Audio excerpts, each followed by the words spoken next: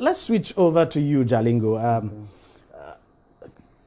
First of all, we have to say sorry over what happened to you. I don't know whether I should be the one saying sorry.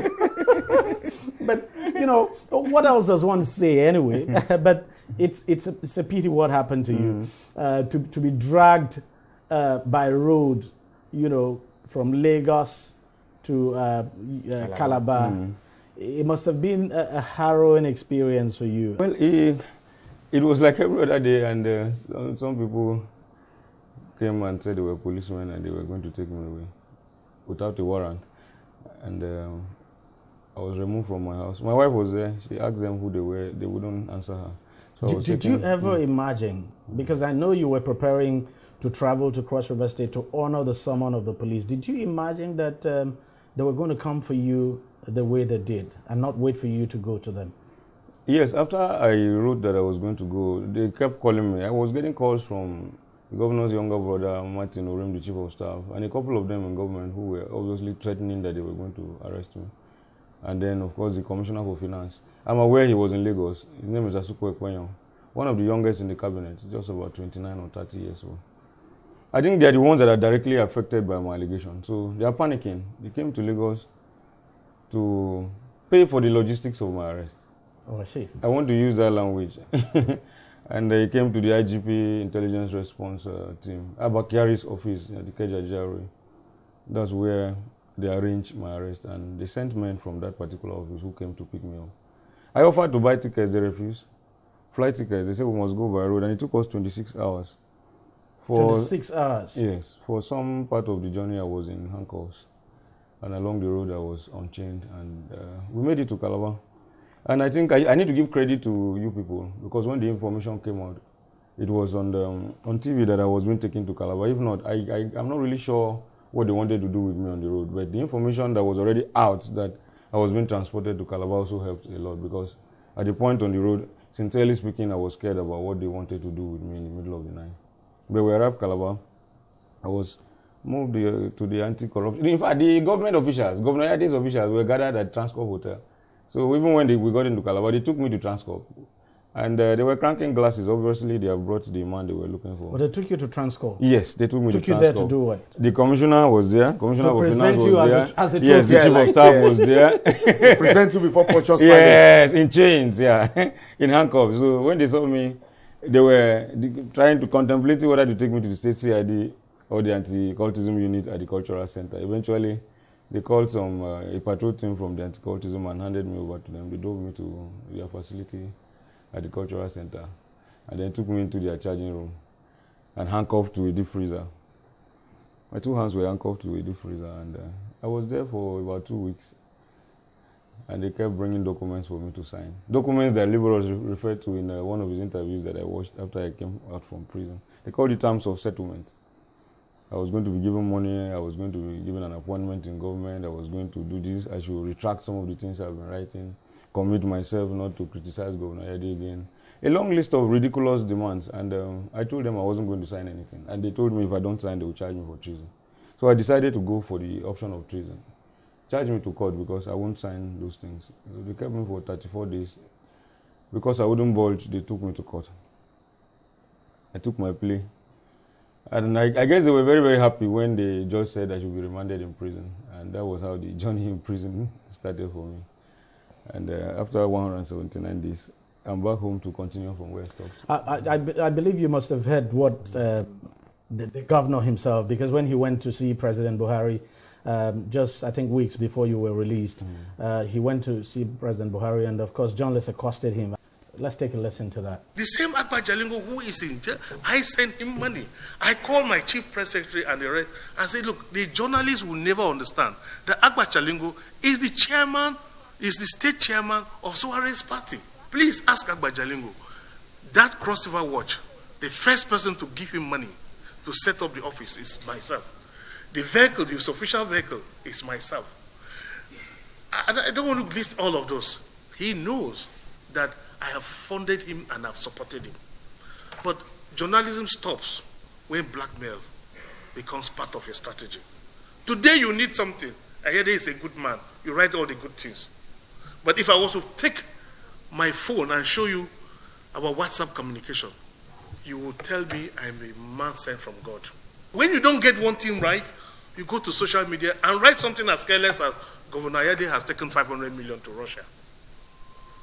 You impugn my father's name, my character, my family name, for just a personal request that you have not met, out of many that I have met. Please, for once, put yourself in my shoes. You had the governor there. What would be your reaction to some of those allegations he leveled against you? Let's assume we're not conceding that the governor is right that he opened Cross River Watch for me. Was he giving me bribe? Is there any law or ethic in journalism that says that if your senior brother gives you something, anytime it's wrong, you shouldn't tell him again? That's assuming that the governor is correct. Then Nigerians should ask him whether he was giving me bribe or he was giving me those things in anticipation that he will do wrong and I will not be expected to criticize him. Cross River Watch started in 2012. Ayade was not governor. He has no idea how Cross River Watch started. You can ask Charles Carlo, my friend, and myself, Lieutenant Colonel Mike Ugbon, who discussed the idea of Cross River Watch. And of course, I discussed it with Shore in the office to say, okay, I want to go try something like Sarah Reporters in Cross River. I remember you telling me. I remember you telling me. Yes, and all of that. You and how asked all of us to go back to our Yes, states. I told Libor, I said we should start, let's go and start dogging after our governors and see how we can make them more responsible and responsible. And I don't know where Governor Ayade was. Then I wasn't even talking to him. He became governor in 2015. He called me when he wanted to run for election and started talking with me. So I don't know how somebody will say he opened Cross River Watch for us. A platform that he never even liked. I know that he gave money to people to start Paradise Voice, several of them, to fight what we were doing, as a matter of fact, because they couldn't achieve what they wanted. Because I came with a lot of experience from Sahara. We came to teach others because that was my prayer. And then, of course, the governor said he bought a car for me. Yeah. Now, the governor, after his campaign in 2015, donated one of the old Sienna buses that they used for his campaign to the Association of Cross River Online Journalists. I'm not even an ESCO in the Association of Cross River Online Journalists. And it is written on the vehicle. Association of Cross River Online Journalists. This vehicle was donated by Professor Ben Ayade. I've not driven it. I have not in my life. It's about 4 years now. I have not driven the vehicle. The governor does not know the car I drive. He doesn't know. I'm saying that in public that he doesn't know. So if you donated a car, an old vehicle, to a crutch, it's like donating a vehicle to NUJ or to NMA. Then at every opportunity you have, you open your mouth and tell the public that you bought a car for me. I can't imagine why an adult, the governor, will lie seamlessly. You wake up and you just want to lie. and then, he told some of the lies, and the following day he came and started retracting that. I blackmailed the former governor who started. I'm sure that the Moke must have called him to say, what is the meaning of that nonsense? Go and retract it. And then the following day he came and concocted that apology. But that is the kind of person we have in the Cross River State Government House today. Somebody who lies effortlessly, but has been lying about even the way he's running the state, the management of our finances for the past 5 years. I supported him initially. It is after exactly. discovering those lies. I was just going to ask you. We know at some point you were very close to this governor. Libros, you can attest. Yes, we had issues. It is true. I confirmed that myself. We had issues with him. Superhighway, Rice, and it was when I went to Calabar. Remember, I called you and I said, called me. That's this governor that you said had all I see around is a billboard, and that was when you said, well, I thought that he was coming on board with. And we also know that at some point you also traveled with him, abroad for like during the Rice project. You were very. So what exactly happened? Because the insinuation out there is that, look, something must have happened between you. Maybe you were probably the money won't stop coming, and that you were not getting whatever it is you were not getting from him, and clearly the governor insinuated that in his response there, that's the reason why both of you fell apart. See, the thing I need the public to understand is that Governor Ayade doesn't even give anybody money. If he lies that he's giving anybody money, it's a lie. Not just me, he's lying. Number two, I'm not the only one that Governor Ayade has arrested in the past 5 years of his government. He has arrested several other persons, and I will give you, I don't know whether those people were also blackmailing him. He started with Venatus Sikam 6 months after he became governor. Venatus, who incidentally is in the same, back in PDP with him now, was in APC and was very critical of this governor. He went and got a magistrate, procured a warrant, declared him wanted, and started running after Venatus Sikam. He ran him out of town and he wouldn't come to Cross River State until he had the first team to come back to PDP. After that, he went for Ife Paul. Ife Paul is a very well-known critic of Governor Ayade in Cross River State. Just like me, he sent policemen, they trailed him to Abuja, arrested him, put him in handcuffs, and dragged him by road from Abuja to Calabar, where he was arraigned by the immediate past Attorney General, Joe Sherabang, for writing things on Facebook against the governor. After Ife Paul, they went for the publisher of Fearless Reports. His name is Peter Inyali. Incidentally, too, that one too has been appointed as SA Media now to the governor. He visited Obudu, his hometown, where we all come from. And he was attacked by appointees of Governor Ayade, appointees who are holding office. They attacked him, beat him up, tore his clothes, and he incurred some injury. He reported that matter to the police. But the police swept it under the carpet because the people that were involved are government officials. He didn't stop there. Agents of government sent people to go and attack another critic of Governor Ayade, Dr. Joseph Odok, who also incidentally was in prison with me. We were in the same cell. And that was the second time of the Governor Ayade running after him. That first time he was attacked and stabbed. The police called it an attempted assassination. It's still an active investigation going on. And the three suspects in that investigation is the Chief of Staff to the Governor, Martin Orim, the immediate past State Security Advisor, Jude Ngaji, and an official of the state-owned security outfit. They call it Green Sheriff. They are the people, the matter was moved from Calabar to Abuja, and they are the three suspects in that matter. In fact, that is the reason Joseph Odok was arrested the second time. Because the government people want to intimidate him to go and withdraw that matter from the police, and he has refused. So they came for him and also charged him for treason. Was he also blackmailing Governor Ayade? They came for me only as an afterthought, because my wahala became too much, and the governor felt that I'm his brother. Last year, during the campaigns, the governor moved 4.3 billion naira from local government accounts for his election. I called him privately and I asked him. He didn't deny that he didn't withdraw the money. He simply said that he was withdrawing the money for quick win projects in the 18 local governments. He appointed 18 caretaker chairmen. And we just couldn't and we didn't see any money. When I accused him, he now sent his deputy governor. You didn't see any project? No project, because the deputy governor went round and all we saw was red carpet to commission traffic lights, and it became a national embarrassment. It was at that point that he sent me a text message, which I have already published. I will confront you with the figures, I will arrest you, prosecute you, and send you to jail. And he didn't confront you with the figures? But he didn't confront me, but he arrested me. So it has nothing to do with our personal issues. It's just that I started asking him questions. And that feeling that there have been occasions, let me tell you the truth, when the governor is my brother, like he said, when my mother died, for instance, he sent a delegation led by his chief of staff to my mother's burial, who came with a cash donation of 50,000 naira. There have been occasions when Cross River Watch wants to do an event, and we call him and say, bros, can you help me procure the venue of the event? We are doing it at Transcorp. He does that for me every time we are doing those events. But I want to say that I didn't know that he was giving me bribe when he was doing that. He never counted money for me to put in my pocket. He hasn't. I started paying salaries before I became governor. I'm not a rich man, but I've been struggling and paying salaries. He talks about best. He doesn't even know. He said, I asked him for money to open a computer school. I don't have a computer school. So the governor was lying. Governor Ayade should stop talking about those things. Let him tell Cross Riverians where our 500 million naira that was meant for the microfinance bank is. What he did with the 4.3 billion naira that he withdrew from the local government funds for his second term re-election. And stop talking about whether he gave me A or he gave me B. I think he should be ashamed of himself. If I have a brother that is a governor, even if I wanted money, won't he give me? Won't he give me? Maybe if you had signed those undertakings by now, you probably would have been SA or PA. I can't even work with him. He wants me to work with him. I can't because he's too impulsive. He's not methodical. And then when you look at his budget titles, those are the craziest things. From the first one, budget of deep vision, budget of infinite transposition, budget of kinetic crystallization, budget of Kabbalistic justification, budget of Olympotic meristamesis, budgets of 1.2 trillion in a state that barely earns an income of 50 billion naira a year. Our allocation hovers between 1.52 billion naira every year from FAC. IGR is 800 million to 1 billion. So if you add everything, it's less than 50 billion naira. And then you wake up, Lagos makes 33 billion as IGR every month. Their budget is 800 billion.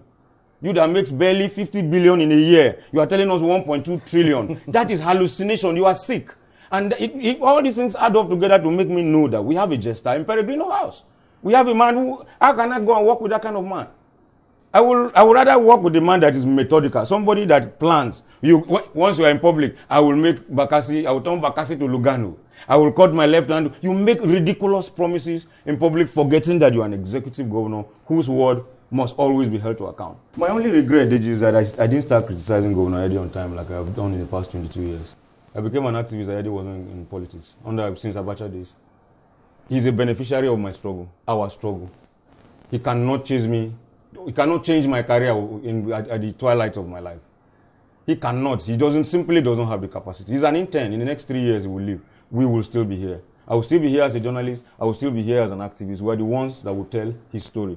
I regret that I didn't start criticizing him on time. That is why I opened my flanks and gave him the opportunity to say the sort of things he's saying today. If I had started on time, if I had started with him dogging after his heels from the onset, I think very sincerely that he would have done better, and our relationship would also have been better. So I'm fired up, and I think that this time around I'm not even going to give him any breathing space. But I can assure the public that I will continue to be factual, and I will stay professional in whatever I will do. Jalingo, the case is still in court. I mean, he's definitely still going to court. But you look at the charges against him.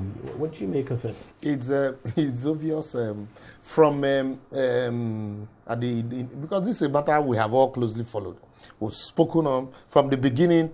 It was that an anonymous petitioner wrote a petition complaining that the microfinance bank has been defamed, and I wondered where defamation became a criminal offense. And then subsequently we heard that Agba Jalingo criticized President Buhari. I think they tried to drag President Buhari into the matter, and when that didn't fly, then the next thing they said he had a relationship with Showore, and they were planning to overthrow President Buhari. And then when you say they also said he was planning to overthrow the governor, yes. and then once for me, because it was obvious that it was all orchestrated, just put a charge that would be difficult for the judge to grant bail. So, the judge would say, where my hands are tied. But when Showore was released, and then, people started shouting, okay, if you tie him with Showore, the federal government has released Showore. Him of treason. Here you are, a PDP government, and that one is APC government. They are accusing him of treason. How is he going to overthrow the Cross River State government when you still have a government at the center? And so it became obvious that all of their charges would fall flat on its face. I think shamefully, the governor, for the first time, came out and started talking, all what we heard him saying now. And then subsequently, we all saw the arrangement. The judge returned the file to the admin judge. And then the federal government took over the prosecution of the matter. And, so what I think the state government is actually looking for a soft landing, because this is like a shame that had, exploded in their face. And so they are looking for how to, otherwise, I don't think they would have come with all the, the memorandum of understanding that they came asking him to sign in the return for appointment. Because, in Nigeria, people see appointment as, an opportunity to take a bite from government. There's a dearth of leaders in our state, dearth of courageous and radical people who are reformists. Our state, where most of us are conformists. We are very, very conservative in Cross River State. I would love to go into a position of responsibility tomorrow, but certainly not under a governor like Professor Ayade. There's a lot of corruption in the government, and the man is too domineering. He doesn't want any second opinion. He doesn't want to conduct local government elections. We had to force him to do what he's doing. Remember, we went to court asking for an injunction, barring him from using council funds pending the conduct of local government elections. It's one of the reasons he's trying to conduct the local government election. And it's also one of the conditions I was asked to fulfill, to go and withdraw that matter from the vacation court in Port Harcourt, and I refused. And all of this, I can't work with this man. He has already become an embarrassment, even for the Obudu people. And so I am ashamed. He wakes up 8,000 appointees who don't even have a table. You don't have a table. He calls it the Ayadesian theory of expanded government. He calls you any name, no designation. He has 26 media aides. All of them SA media. All of them. And then you sit down in your house. At the end of the day, you just get an alert of 100,000 naira or maybe 120 at the end of the day. Sitting down in your house. There is no table. There's no job specification. I feel very, very embarrassed. I've told him several times, even if you want to dash people money, please can you start a social security scheme like N-Power and be sending money to these people that you want to give money, rather than calling miscreants and criminals SA to governor, senior special assistant, cultists, known gangsters that we know. Some of them are my classmates. I know them. They are known gangsters that I know. I can point to their face and tell them they are SAs to governor. Some murderers, some ex-convicts who have served their jail terms, he's appointing them as Under Imoke, under Donald Duke, if you were called an official of government, you have prestige, finesse, you have something to offer. But this one, he has said it himself because it's food on the table appointment. That he wants to put on food on the table of every cross-Iberian to make sure no child goes to bed hungry. With titles, without security clearance, you call these people government names and you want me to go and work in that environment. And simply because I decided to raise a voice. Then you come for me and arrest me and go and lock me up. And you are so cowardly, you can't even own up to your actions. That is the kind of governor we have. But I want to send a message that he should be prepared for me because I will keep dogging after his heels. I'm not doing this for any reason. I'm doing this because I love him and I want him to succeed. It's an embarrassment to the place we come from. Look at Obudu. You want to build an airport. 2 people have died already. Is that how you want to serve your people? You annex people's properties. You want to pay compensation from the back pocket. And then you send money. A chief was clocked to death in your own hometown. In another 1,178 days, this whole trauma will be over. And he will go. But I tell him something. We will still be here. And it is people like us that will use our pens to tell his history. And I feel very sorry for him. All right, gentlemen, thank you very much for coming on the program. Libros Oshoma, thank you very much for your time and for your contributions. My pleasure. Agba Jalingo, thank you very much for coming. And let me say sorry once again. Namaste. And thank God you came back healthy. That's the most important thing. Well, that's it on the program. But if you want to watch it again, it's very simple. Just go to our website, TV360nigeria.com. You'll see this program and lots more there. You can also follow the conversation on our various social media handles. I'll see you again next week. Bye-bye.